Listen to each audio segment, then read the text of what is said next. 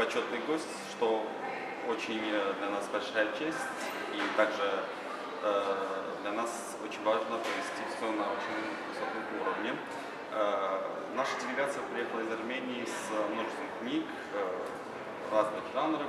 Это и исторические книги, это и произведения и работы современных армянских писателей, как и старинные книги также в новом издании. Наш стенд богат не только произведениями, но и историческими мотивами, да, скажем так.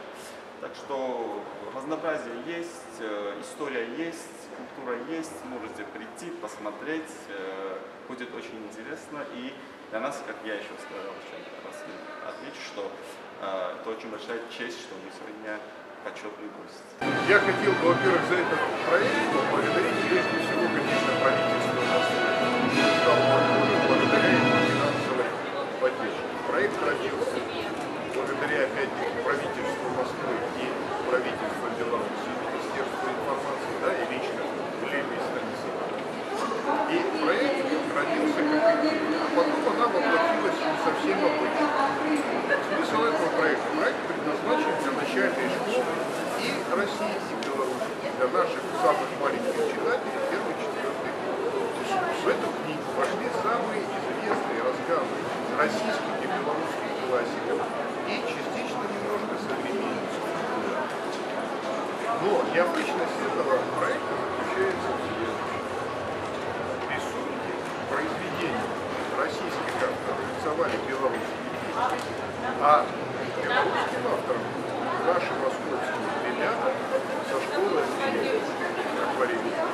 Поэтому книга получилась действительно очень яркой, такая самобытная, да, и не случайно называется, как у нас, звонкий красный слон. Она действительно очень красная.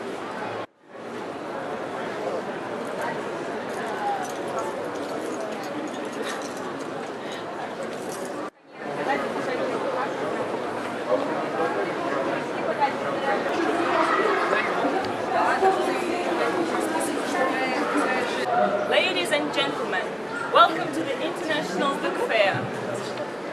Ձեկ մեր Հայաստանի դահաբարը. 大家好，我们是来自中国的出版社，欢迎大家来到我们的展会。